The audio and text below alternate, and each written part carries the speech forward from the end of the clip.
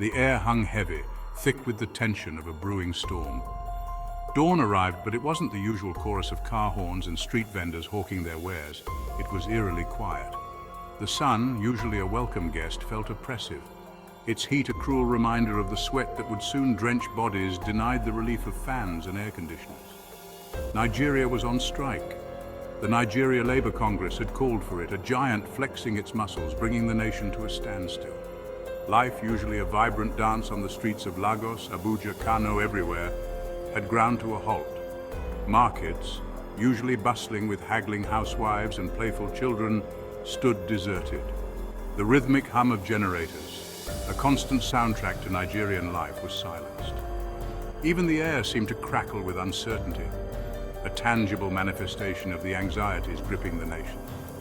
This was a silence born of frustration, of years of unfulfilled promises, a silence heavy with the weight of unmet expectations. From the crumbling hospitals to the schools struggling to equip the next generation, the reasons for the strike were visible everywhere. The average Nigerian, carrying the weight of these failures on their shoulders, could only watch and wait. As dusk painted the sky in hues of orange and purple, a familiar darkness descended. But this wasn't the comforting darkness of night, the one that lulled children to sleep and brought families together. This was the darkness of uncertainty, of fear. The darkness that came with the absence of electricity. Homes, plunged into an inky blackness, were lit only by flickering candles. The soft glow, while romantic in theory, did little to dispel the unease that hung in the air. For many, it wasn't just the lack of light, it was the abrupt halt to their livelihoods. Small businesses, the backbone of Nigeria's economy, struggled to operate. Hair salons, usually alive with the whir of hairdryers and the chatter of women, stood silent. The rhythmic pounding of pestle against mortar, the heart of countless food stalls, was stilled. Each darkened storefront was a testament to the strike's crippling impact. If you found this story compelling, please like and follow our page for more updates. The silence of the streets was broken only by the occasional motorcycle, its rider weaving through the empty roads. Public transportation, the lifeblood of a nation always on the move, was at a standstill. The brightly colored Danfo buses, usually engaged in a chaotic ballet with okadas and private cars, were parked, their drivers idle. The once congested streets, a symphony of honking horns and shouted greetings, were now empty arteries reflecting the nation's paralyzed state.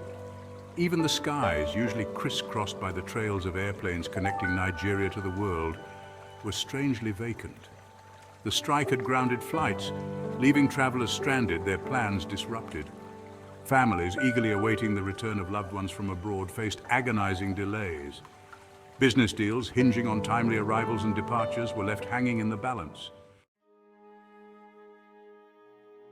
The lack of basic amenities hit the most vulnerable the hardest. Hospitals, already operating with limited resources, faced dire situations.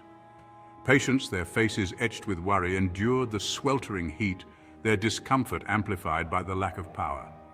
Surgeries were postponed, treatments delayed, as the healthcare system, already on its knees, teetered on the brink of collapse. For many Nigerians, the strike wasn't merely an inconvenience, it was a fight for survival. The daily hustle, the relentless pursuit of basic necessities was made even more challenging. With each passing day, the cost of essential goods soared. Food, already a luxury for some, became even more scarce, pushing families further into the abyss of hunger.